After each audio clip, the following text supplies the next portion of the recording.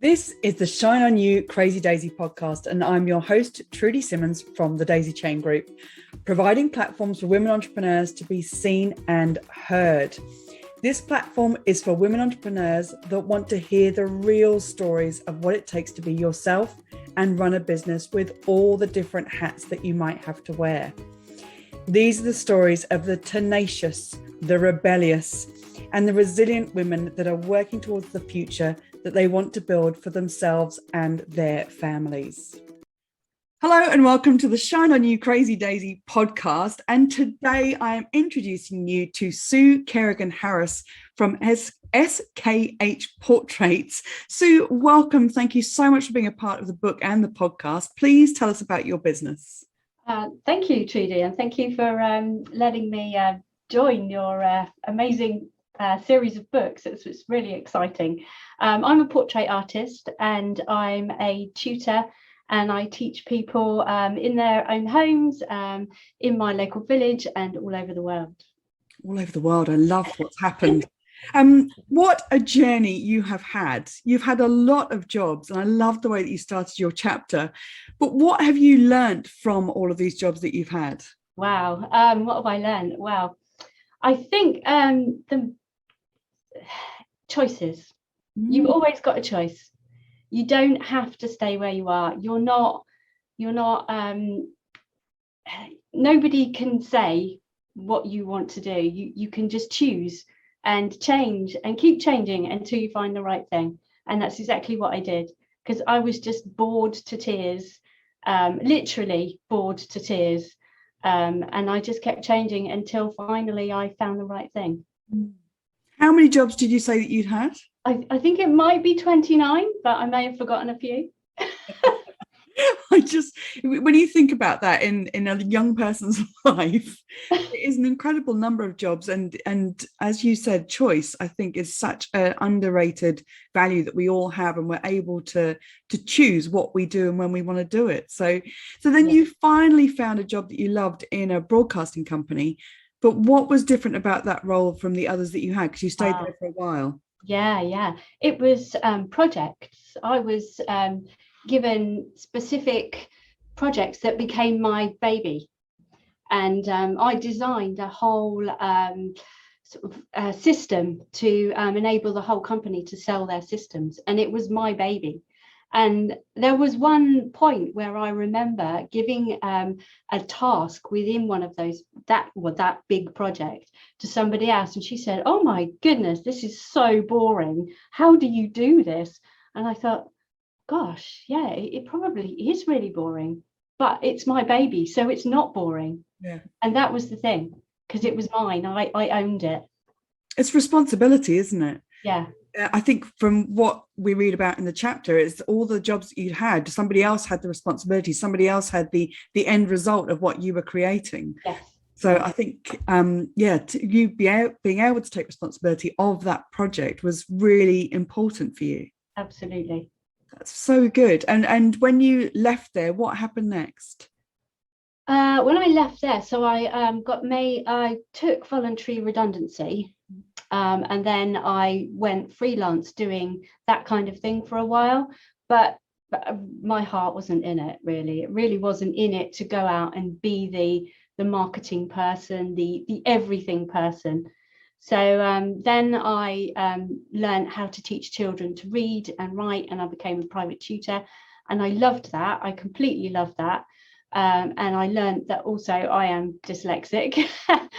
And that was a big eye-opener, but it really sort of started to make sense as to why I preferred doing certain things and couldn't do other things. And then from there, I knew that I wanted something of my own again, like an online shop, but I didn't really know what that online shop would be. But it turned into a online teaching resources shop, which I had for a number of years. But again, my heart was in the designing and the creativity of it, but my heart wasn't in the marketing of it and all the other things that had to happen to go with it. What a journey. Yeah. Massive journey. So then how did you start work as a portrait artist? Because you hadn't done that before.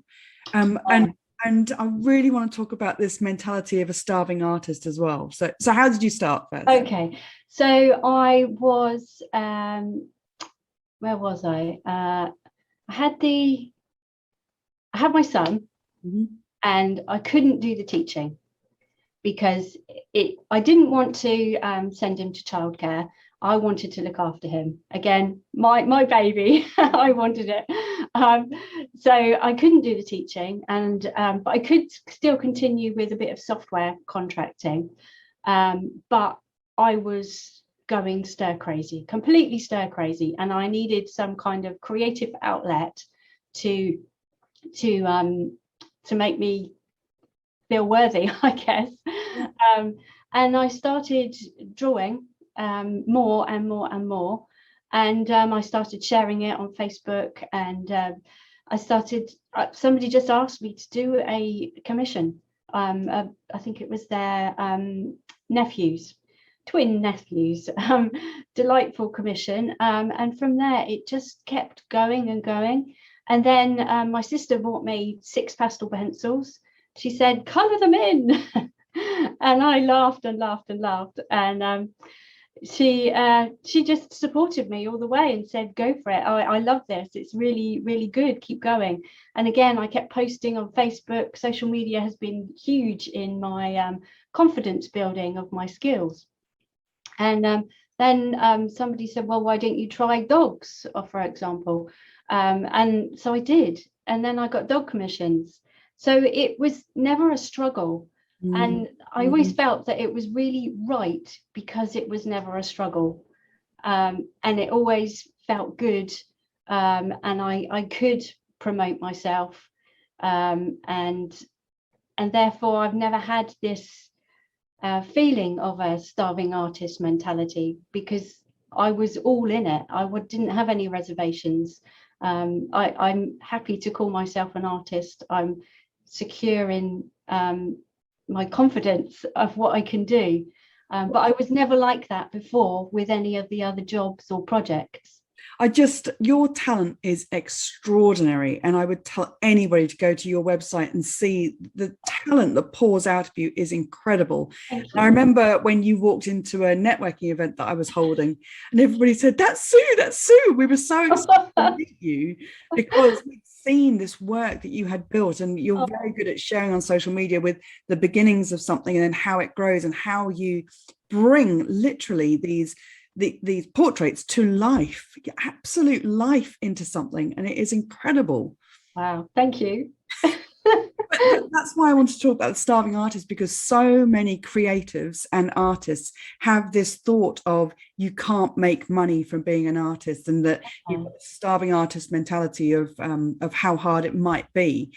And because you didn't have that, and you walked in with that confidence behind you, and with people automatically asking for commissions, it must have really raised your game and your feeling of, I've got a business here. This is good. Absolutely. Yeah. It was having people behind me saying, you can do this, basically, that enabled me to do it.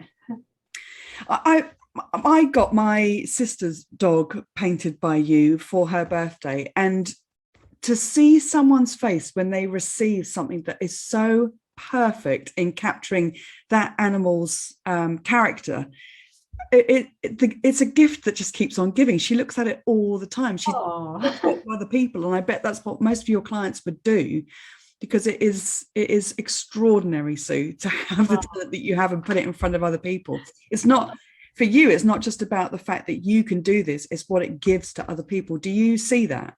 Yeah, I do. And sometimes I can't quite believe it. But I think I just keep striving to be better, and not really thinking about anything negative, because I'm so passionate about what I do. I just keep driving forward and keep trying different things and keep going. And I know it's just a piece of paper, and I can start again, and it really doesn't matter. Yeah. Love it. If there was one lesson you'd want other entrepreneurs to know, what would it be?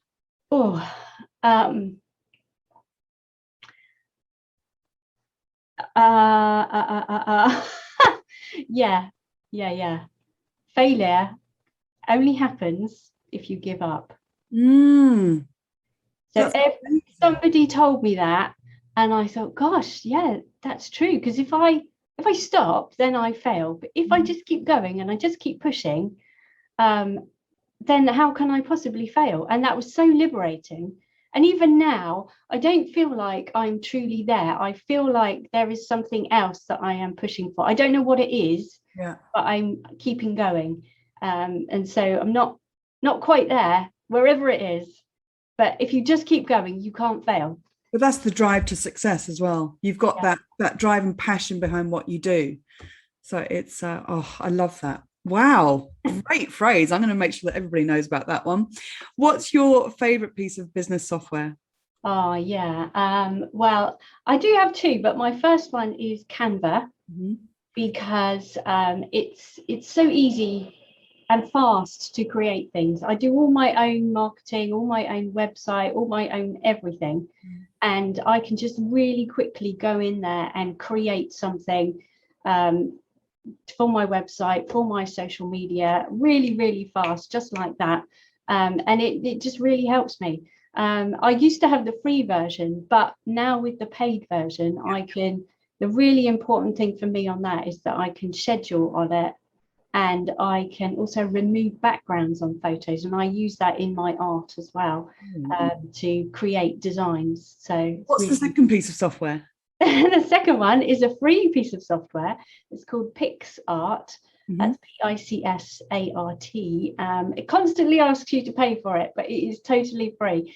And I can manipulate my photos and create all sorts of things for my art, and just mess around with it and change colors. It's just an amazing app. Again, you can add photos and take backgrounds off photos. And it's really helped me create much looser designs in my art. And yeah, it's great.